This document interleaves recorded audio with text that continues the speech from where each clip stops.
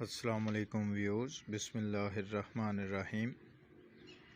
جماعت ہشتم یعنی 8ویں جماعت کی اردو گرامر میں سے ہم مضمون شیئر کر رہے ہیں سیلاب کی تباہ کاریاں۔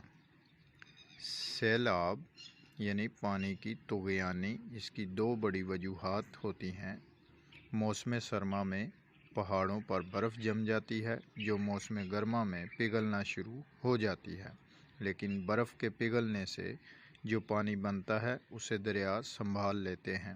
یہ پانی کسی نقصان کا باعث نہیں ہوتا، مگر جب پہاڑوں پر بہت زیادہ بارش ہوتی ہے تو پہاڑوں سے یکلخت جو پانی دریاؤں میں آ جاتا ہے، دریا اسے نہیں سنبھال سکتے اور یہ پانی دریاؤں سے باہر نکل کر میدانی علاقے میں آ جاتا ہے۔ اسے سیلاب کہا جاتا ہے۔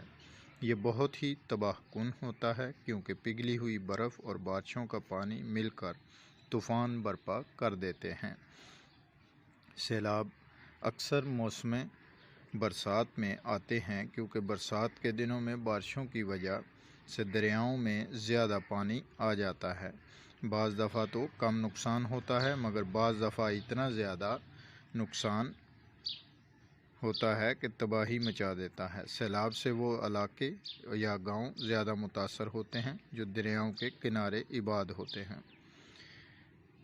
یا وہ دیہات جو نشیبی علاقوں میں ہوتے ہیں، خاص طور پر سیلاب کی زد میں آ جاتے ہیں۔ جب سیلاب آتا ہے تو جو حالت اس علاقے کے لوگوں کی ہوتی ہے وہ ناقابل برداشت ہوتی ہے۔ ان کی فصلیں تباہ ہو جاتی ہیں اور مویشی مر جاتے ہیں۔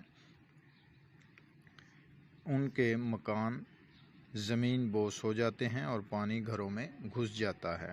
ان کے گھروں کا سامان، خوراک، مویشیوں کا چارہ اور ایندھن وغیرہ سب ضائع ہو جاتے ہیں۔ اوپر سے اکثر بارش تباہی مچا رہی ہوتی ہے، اس وقت ایک دوسرے کی مدد بھی کوئی نہیں کر پاتا کیونکہ سب مصیبت میں مبتلا ہوتے ہیں، سب کو اپنی اپنی پڑی ہوتی ہے۔ پچھلی چھٹیوں میں مجھے بھی سیلاب کی تباہ کاریاں دیکھنے کا اتفاق ہوا۔ جب بھی مجھے سیلاب کے واقعات یاد آتے ہیں تو دل کانپ اٹھتا ہے اور زبان پر استغفار کا ورد جاری ہو جاتا ہے۔ اگست کا مہینہ تھا، گرمیوں کی چھٹیاں تھیں۔ میں اپنے ماموں کے ہاں گیا ہوا تھا۔ یہ گاؤں وزیر آباد کے نزدیک واقع ہے۔ رات ہم بڑے آرام سے سو رہے تھے کہ اچانک آوازیں آنا شروع ہو گئیں، اٹھو، ہوشیار ہو جاؤ، سیلاب آ گیا ہے۔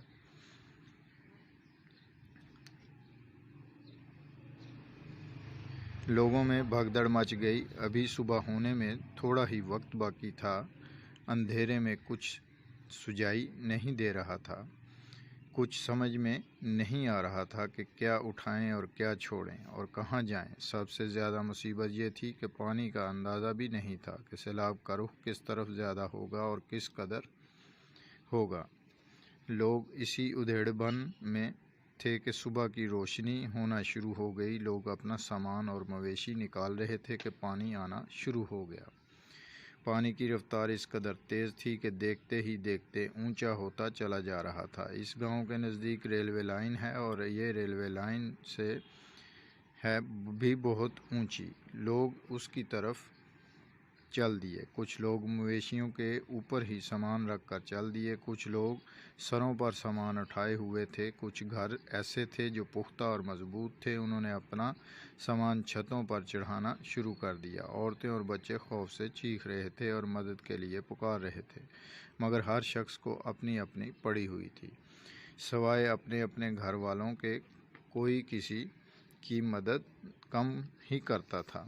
پانی جلدی جلدی چڑھ رہا تھا۔ لوگ جلدی جلدی کسی محفوظ جگہ پر پہنچنے کی کوشش کر رہے تھے۔ کچھ لوگ اپنے نزدیک والے اونچے ٹیلے پر جا چڑھے تھے۔ گلیوں میں 4-5 فٹ پانی بہہ رہا تھا۔ پانی کی رفتار بہت تیز تھی جس کے سامنے کوئی چیز ٹھہر نہ سکتی تھی۔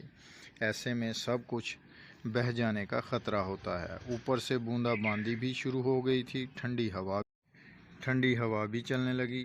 لوگوں کے سروں پر چھتیں بھی نہیں تھیں۔ بچے، عورتیں اور ضعیف العمر لوگوں کی حالت قابل رحم تھی، لیکن اللہ کا شکر ہے کہ بارش تھم گئی اور ہوا بھی بند ہو گئی، ورنہ بہت سے لوگ شاید اسی طرح مر جاتے۔ سب سے زیادہ مصیبت تو یہ تھی کہ وہاں پر کوئی خوراک کا انتظام نہ تھا، نہ انسانوں کے لیے اور نہ مویشیوں کے لیے۔ کچھ تھوڑا بہت جو تھا وہ اس قدر ناکافی تھا کہ اس سے بچوں کا گزارا بھی مشکل نظر آ رہا تھا۔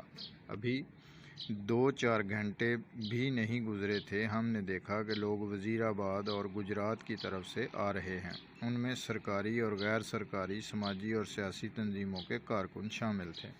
ان میں مخیر حضرات بھی تھے۔ لوگ چاولوں کی دیگیں پکا کر لا رہے تھے، کچھ روٹیاں اور دال لا رہے تھے۔ گویا اس طرح دوپہر تک اللہ تعالیٰ نے ان لوگوں کو ہمارے لیے رحمت کا فرشتے بنا کر بھیج دیا تھا۔